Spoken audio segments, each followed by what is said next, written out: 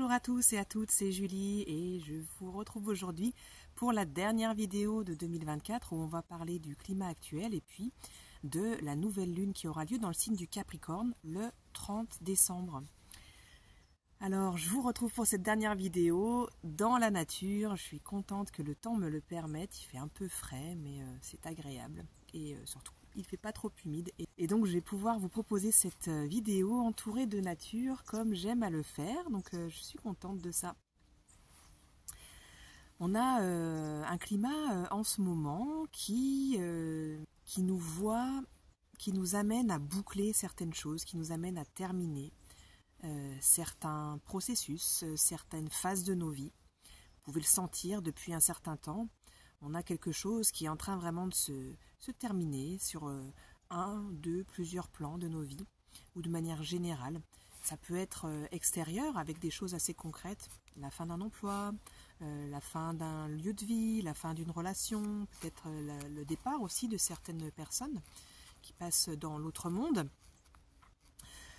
Et ça peut être beaucoup plus intériorisé, ça peut être qu'on sent vraiment la fin d'un aspect de nous, la fin d'une phase de notre vie intérieure, la fin d'une façon d'être et l'émergence de quelque chose d'autre. On a vraiment cette sensation qui peut être assez forte actuellement et c'est vraiment une énergie qui est prédominante mais d'une manière plutôt sous-jacente en fait, qui n'est pas forcément complètement concrète et puis en pleine figure quoi, mais plutôt quelque chose qu'on sent, qu'on pressent. Ça s'explique pour plusieurs raisons. Alors évidemment, bien sûr, on est sur les derniers jours de l'année civile, qui n'est pas un cycle, on va dire, naturel, puisque le cycle, si on prend le cycle de la nature, eh bien la fin du cycle, c'est plutôt le retour du printemps sur lequel se cale le cycle astrologique qui commence au solstice, à l'équinoxe de printemps au mois de mars. L'année celte s'est clôturée le 31 octobre par exemple, donc il n'y a pas grand chose de naturel dans cette fin de cycle d'année civile et pourtant dans l'inconscient collectif ça fait tellement longtemps que on sait que l'année se termine au 31 décembre et qu'une nouvelle commence au 1er janvier qu'on a vraiment quand même ce truc où on a cette impression d'avoir à boucler des boucles, à fermer des choses qui sont en train de se terminer pour commencer autre chose. Tout en sachant que évidemment au niveau individuel, notre cycle, c'est notre révolution solaire, c'est-à-dire quand le soleil il repasse exactement au moment à la minute où il était lorsque l'on est né. C'est-à-dire qu'au degré zodiacal de notre anniversaire finalement. Donc là c'est notre cycle individuel, mais on a quand même des cycles collectifs auxquels on est sensible. Et bon, bien que celui-ci soit pas, on va dire, naturel, on peut y être sensible et on peut avoir quelque chose qui se sent, de quelque chose qui a envie de se boucler actuellement. C'est renforcé aussi du fait que nous sommes sur les derniers temps où on va avoir l'axe des nœuds en bélier et en balance, en bélier pour le nœud nord et en balance pour le nœud sud, puisque le 11 janvier, donc au tout début de l'année prochaine, va se faire le passage des nœuds dans un autre axe qui va être celui des poissons pour le nœud nord et de la Vierge pour le nœud sud. Donc, c'est-à-dire que ça clôture donc le passage dans un signe pour l'axe des nœuds, d'une part, et d'autre part, l'axe complet d'une rotation autour du zodiaque, puisque, vous le savez sûrement, les planètes tournent dans le sens inverse des aiguilles d'une montre autour de la roue du zodiaque, et les nœuds lunaires, eux, au contraire, et les nœuds planétaires d'ailleurs, c'est la même chose, tournent dans le sens horaire, dans le sens des aiguilles d'une montre. Ce qui veut dire que il remonte en fait le zodiaque et que donc lorsque le nœud nord va passer de 0 degré du bélier pour passer à 29 degrés des poissons, il aura fini un tour complet du zodiaque pour lui puisqu'il tourne à l'envers. Donc un tour de l'axe des nœuds lunaires, ça représente environ 19 ans. Donc peut-être que vous pouvez vous projeter 19 ans en arrière et voir, c'était en 2006 que les nœuds, alors de mémoire je crois que c'était en juillet 2006, juin-juillet 2006, et donc allez voir où est-ce que vous en étiez peut-être dans vos vies à ce moment-là, la dernière fois que le nœud nord est passé comme ça à 0 degré du bélier pour repasser en Poisson, et peut-être que vous allez pouvoir voir un cheminement assez énorme, peut-être des parallèles sur des choses qui ont bougé de manière un peu similaire dans d'autres domaines de votre vie, ou peut-être dans les mêmes domaines de votre vie, mais autrement. Il y a ce laps de temps-là. C'est assez intéressant parfois d'aller regarder en arrière et de voir les similitudes, les différences, et puis aussi le chemin parcouru. Parce que cette prise de perspective est souvent très intéressante, parce que lorsqu'on est au milieu du marasme, lorsqu'on est au milieu d'une période qui est difficile, qui est chamboulante, et Dieu sait que la période actuelle l'est, et puis on va en parler pour 2025, 2026 et les années à venir, c'est juste un échauffement en fait qui nous a été proposé ces derniers temps, parce que ça va énormément bouger. Et bien lorsqu'on est au milieu de ce marasme individuel, personnel, et qu'on ne voit pas le bout du tunnel, parfois prendre ce recul et se dire « Ah voilà, mais là, regarde, là où j'en étais il y a 1 an, il y a 5 ans, là il y a 19 ans », on voit le chemin qu'on a parcouru. Donc en fait, ça nous permet de nous rendre compte que même si on a l'impression que les choses n'avancent pas, même si on a l'impression que les choses se répètent, on se rend compte qu'il y a peut-être des similitudes, il y a peut-être des échos, mais que sur le fond, on a tellement évolué, on est une personne tellement différente. C'est comme si on sautait des lignes de temps finalement, et qu'on arrivait à des espaces-temps, à des lignes temporelles complètement différentes, des espaces de vie et des façons d'être radicalement différentes. Et ça peut être un grand soutien quand on est dans des espaces où on n'arrive pas vraiment à en voir le bout, on se décourage, on désespère, et on se demande si ce qu'on fait a vraiment une importance ou bien ça n'en a aucune et que ça ne vaut pas le coup. Parce que évidemment que ça vaut le coup, évidemment qu'on avance. Et qu'on avance, en fait, on a l'impression de tourner en rond, et c'est faux. En fait, on avance en spirale. Alors, si je fais comme ça, vous verrez mieux.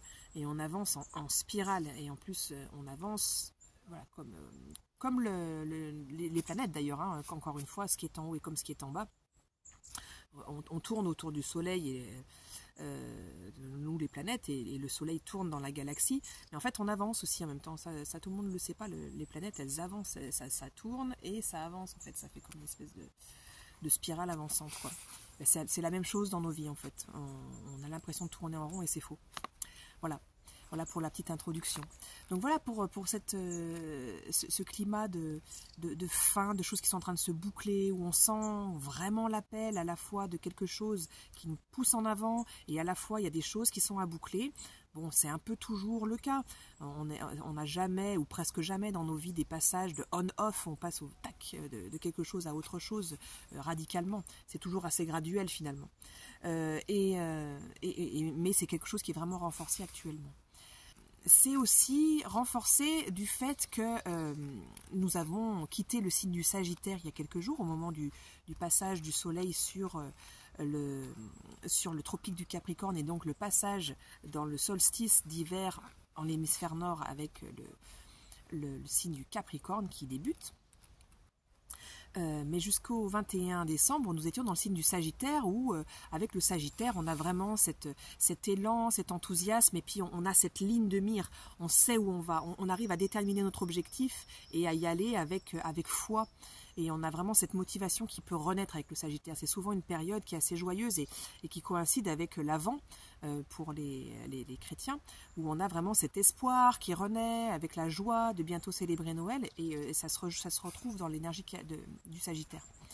Et suivant le Sagittaire se trouve le signe du Capricorne. Et donc maintenant que peut-être vous avez pu avoir dans la fin du mois de novembre, tout le courant du mois de décembre, des éclairs un petit peu c'est par là que j'ai envie d'aller. On en avait parlé dans la vidéo précédente notamment, avec les configurations planétaires qui pouvaient nous permettre d'avoir des éclairs de génie, des illuminations, de vraiment une clarté sur notre direction, ou sur une nouvelle direction, une nouvelle voie, et des choses qu'on avait envie de mettre en place. Eh bien, suite à ça, arrive le Capricorne qui nous dit d'accord. Alors maintenant, on a la direction, maintenant on a le sens, on a vraiment la vision de là où on veut aller. Eh bien, pour y aller, il faut cette étape, et puis faire ces choses-là concrètes, et il va nous mettre devant toutes les difficultés matérielles, peut-être, et parce que quand on rentre dans la matière, après le feu du Sagittaire, où on a vraiment l'élan, l'intuition, on arrive dans la matière très dense, très concrète, ok, ben, pour pouvoir matérialiser une intuition, une envie, un élan, une vision, eh bien il faut mettre ça dans la densité, quoi. Donc du coup ça prend plus de temps, ça prend des efforts, il faut bouger certaines choses dans nos vies, il faut ajuster, il faut mettre en place, il faut laisser des choses de côté, il faut en mettre d'autres, en construire d'autres. Et ça c'est la Terre avec le Capricorne, et la Terre ça prend du temps, c'est plus dense, c'est plus long et c'est plus intense aussi dans le sens de l'effort qui a besoin de réaliser et la persistance, la ténacité dont nous avons besoin pour pouvoir atteindre cet objectif et qu'il ne reste pas quelque chose d'abstrait. Donc on passe dans cette énergie-là et peut-être que c'est ce que vous ressentez. Vous avez peut-être eu un élan de « Ah, j'ai envie de... Voilà, je vais faire ça, puis je vais faire ça, puis je vais faire ça ». Peut-être des listes qui se créent et peut-être aussi beaucoup d'actions, beaucoup de mouvements que vous avez envie de mettre à l'œuvre. Et tout ça peut se jouer actuellement tout en étant en parallèle avec quelque chose d'un grand besoin d'intériorité, puisque bon, c'est le cas chaque année, hein, on arrive en hiver, l'énergie est au plus bas, on ralentit, en tout cas naturellement nos rythmes ralentissent, et si nos sociétés nous le permettaient, on devrait pouvoir tous ralentir à cette époque de l'année. Et si vous en avez l'occasion, eh bien je ne peux que vous inviter à le faire parce que c'est certainement ce à quoi vos corps, vos esprits et vos corps émotionnels aspirent. Et puis vos corps énergétiques également. Mais bon, parfois on ne le peut pas. Et il y a cette espèce peut-être de tiraillement, je sais que moi je le ressens, entre vraiment cette envie de concrétiser et de savoir vraiment concrètement par où j'ai envie de passer pour atteindre les objectifs qui sont les miens actuellement. Et en même temps, eh bien, on ne peut pas lutter contre le fait qu'il y a cette fatigue qui est là, et il y a ce besoin de ralentir qui est là, ce besoin de temps, de silence, qui est naturel à cette période-là de l'année dans l'hémisphère nord.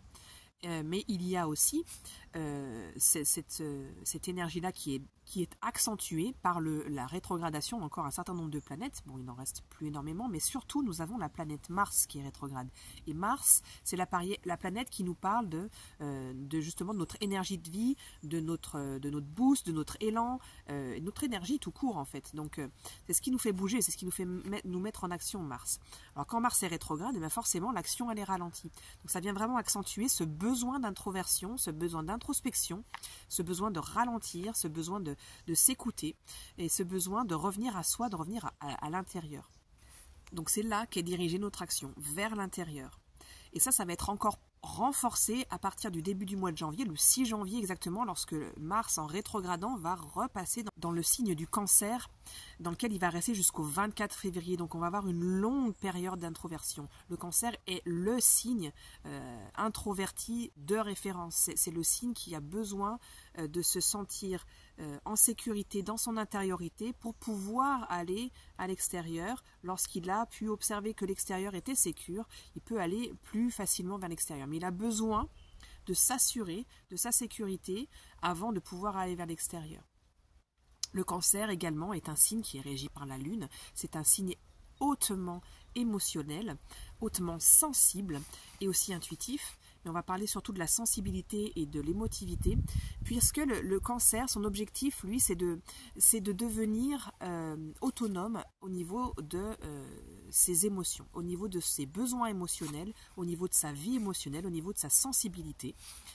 C'est-à-dire que ici, Mars, ce qu'il va nous appeler à faire, c'est à travailler à l'intérieur de nous pour reconnaître quels sont nos besoins émotionnels, reconnaître quelles sont nos parts à l'intérieur, toutes ces parts qui ont des croyances, des besoins émotionnels différents et qui peuvent être divergents, d'arriver à venir travailler toute cette intériorité-là pour pouvoir trouver une cohérence, une harmonie, une paix à l'intérieur dans tous nos aspects, que tous ces aspects puissent être découverts et vus et honorés.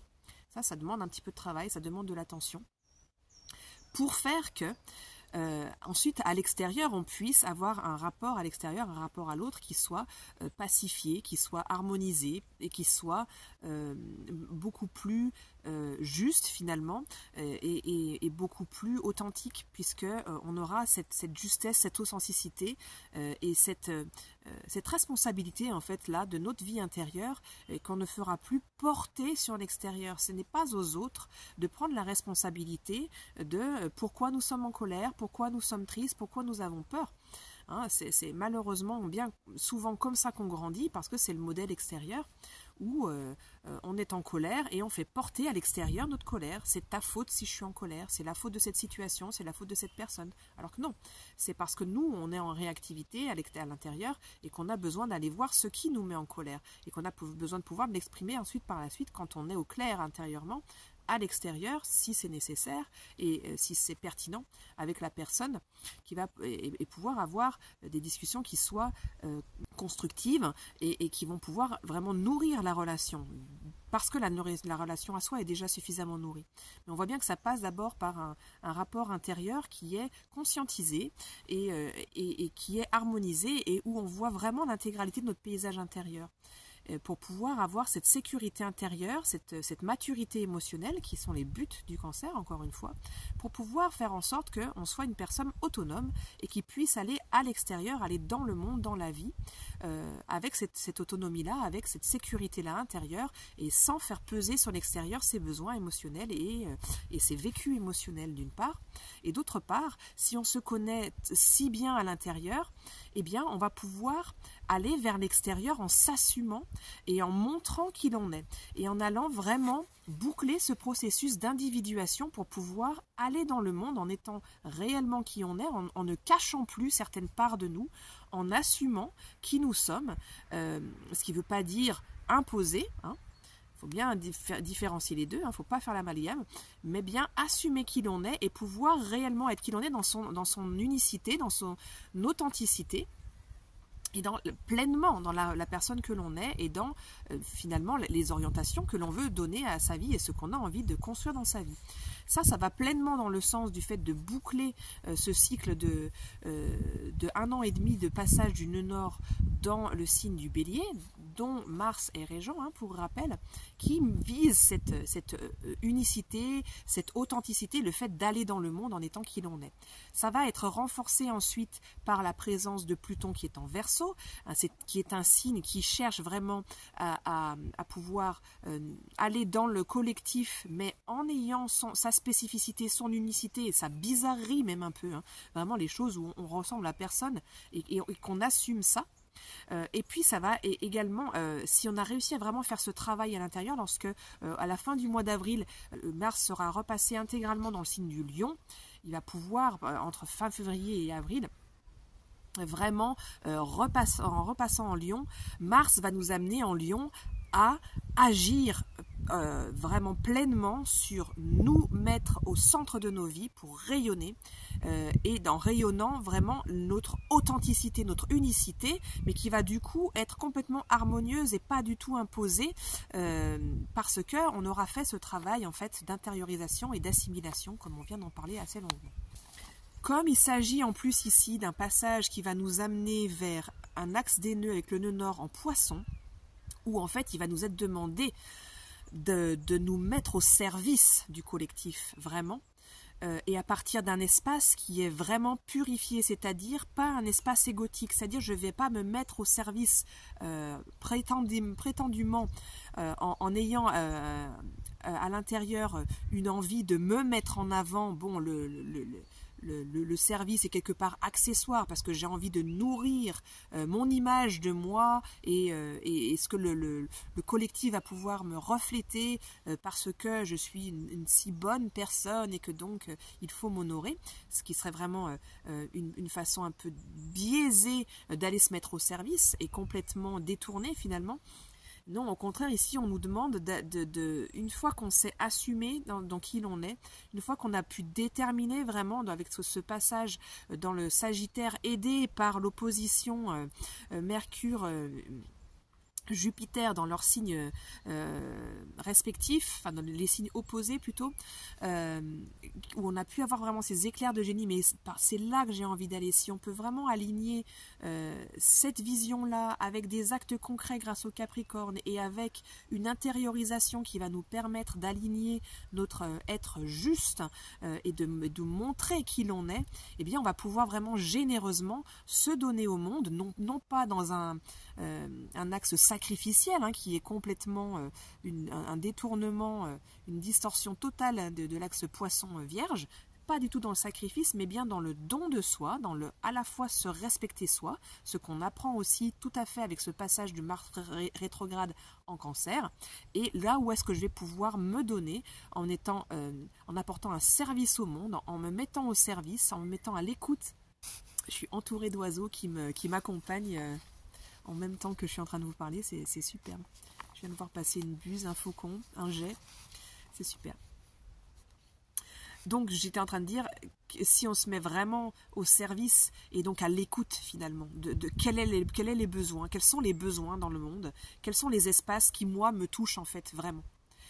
Et si ça me touche vraiment, c'est l'espace où j'ai une sensibilité. On reparle du Cancer et le Poisson est un signe extrêmement sensible également. Et c'est cet espace-là où je vais pouvoir apporter ma contribution. Pourquoi? Parce que vous l'avez certainement vécu en 2024 particulièrement. Ça a été une année fortement marquée par le centaure Chiron, qui est le centaure qui nous parle à la fois de la blessure et de la guérison. Et ça a pu vraiment être une initiation par le feu, notamment de sa présence en bélier, parce qu'il a été présent très fortement avec le nœud nord qui est passé sur lui. Il y a eu une éclipse en avril où il a été sur l'éclipse pile poil, et donc vraiment ça peut être vraiment des énormes blessures qui remontaient pour pouvoir être vu, pour pouvoir être vu. Il y a vraiment cette notion importante de voir les blessures, de les reconnaître, de ne pas les balayer d'un revers de la main comme si elles n'avaient pas d'importance, de les voir, de les accueillir, de les voir saigner et d'accompagner ce mouvement-là et de les guérir, mais de les guérir vraiment, c'est-à-dire non pas en les rendant insignifiantes, mais vraiment...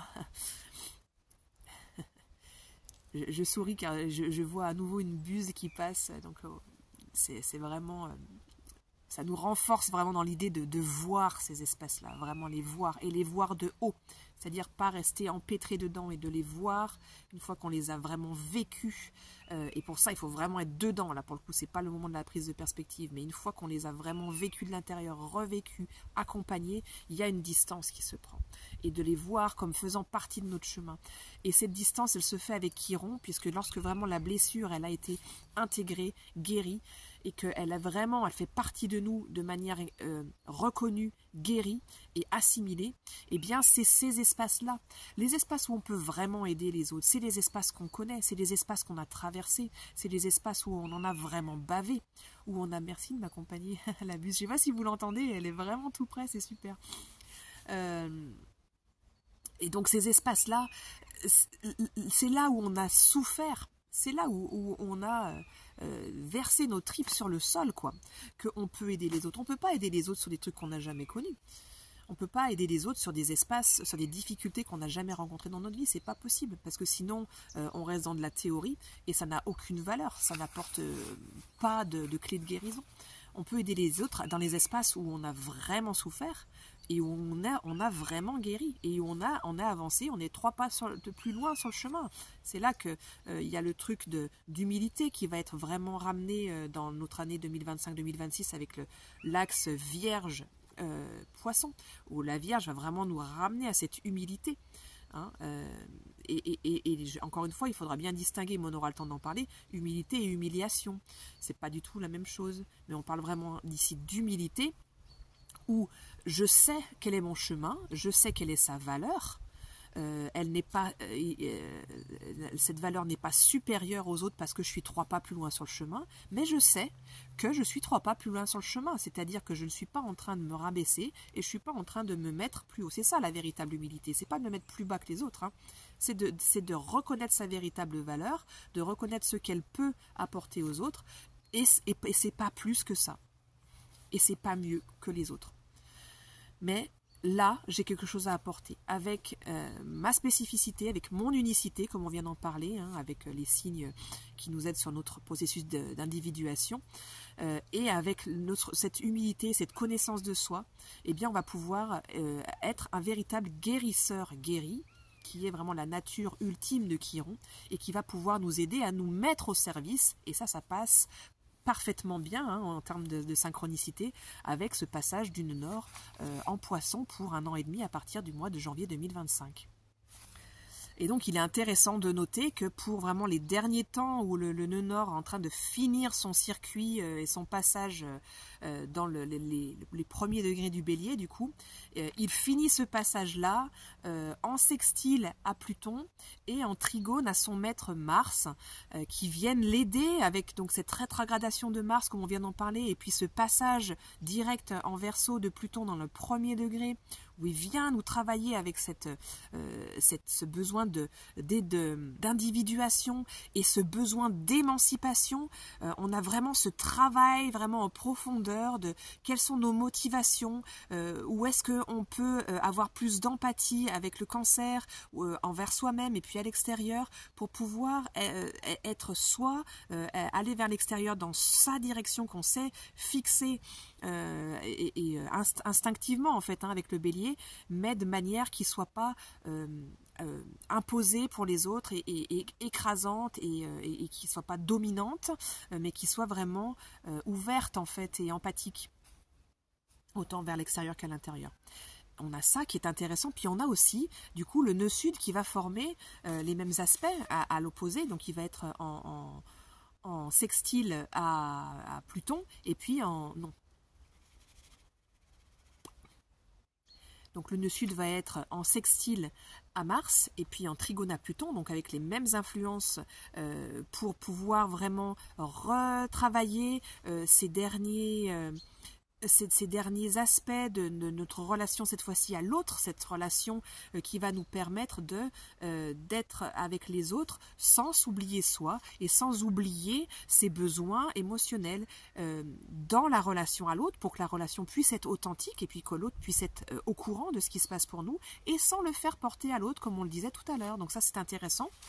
Et ce qui est intéressant de noter, c'est que la maîtresse du nœud sud, Vénus, se trouve en Verseau, elle aussi, alors vers la fin du Verseau, par contre, donc elle n'est pas du tout en conjonction avec Pluton, mais par contre, il se trouve qu'elle est en carré à Uranus, qui lui-même est le maître du Verseau au moment de cette nouvelle lune, donc qui va être la dernière nouvelle lune avant le passage des nœuds dans un autre axe, comme on vient d'en parler. Et c'est intéressant parce qu'ici, on a vraiment ce besoin d'émancipation fort de Vénus, qui va pouvoir nous demander ici tout à coup de nous libérer, de nous émanciper, pour vraiment finir d'aboutir et de laisser derrière certains fonctionnements relationnels, certains schémas relationnels, certaines personnes aussi, et d'arrêter de reproduire finalement des choses dont on a pu commencer à prendre conscience pendant 1 an et demi et peut-être qui perdurent encore un peu. Donc on a Vénus qui nous dit ici, non, là ça suffit, j'ai besoin d'exister par moi-même, j'ai besoin de me sortir de la dépendance à l'autre, j'ai besoin de me sortir de la dépendance à certains modes relationnels, ça suffit. Il y a besoin, pour être dans un mode relationnel qui soit complètement émancipé et plus du tout dans la dépendance. Donc vous pouvez peut-être ressentir ces choses-là actuellement qui peuvent se jouer, et c'est des choses, il faut pas les mettre sous le tapis, quoi. Il faut pas les ignorer parce qu'elles sont vraiment, ça vient de vos tripes en fait, et c'est vraiment des besoins évolutifs profonds. Donc il y a besoin d'écouter ces espaces-là. Ça ne veut pas dire qu'il faut tout casser, ça ne veut pas dire qu'il faut exploser au visage des autres, non. Ça veut dire qu'il faut s'écouter dans ce besoin d'émancipation. Ça ne veut pas dire, d'ailleurs, on peut très bien s'émanciper tout en restant dans une relation. Si la relation est suffisamment saine et que les deux personnes qui agissent sont ouvertes à l'évolution et à l'émancipation de l'un et de l'autre dans la relation, à faire évoluer la relation, ça peut tout à fait se passer de cette manière-là. Mais bon, chaque cas est différent. Et tout ça, en fait, ce travail d'émancipation, si on accepte d'aller le faire vraiment et de vraiment d'arriver à notre autonomie, eh bien, ça va nous permettre vraiment, avec cette idée de libération, d'arriver à faire un nouveau cycle qui soit réellement nouveau et qui ne soit pas un réchauffé de quelque chose qu'on a déjà connu maintes fois. Voilà.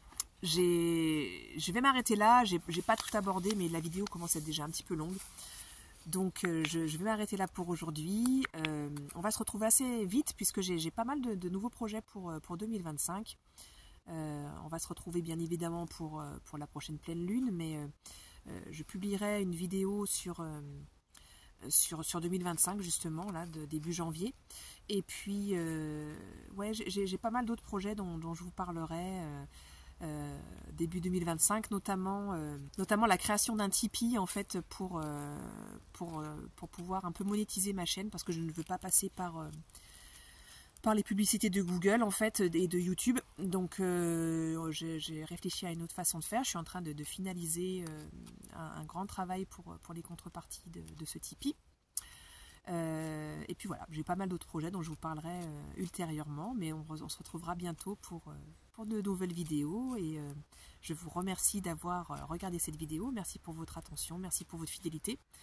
Je vous remercie également de vos commentaires que vous me laissez à chaque fois, qui me font toujours plaisir. J'espère que vous avez passé de belles fêtes de Noël et je vous souhaite une très très belle fin d'année pour vous et pour vos proches. Et je vous dis à très vite pour une nouvelle vidéo.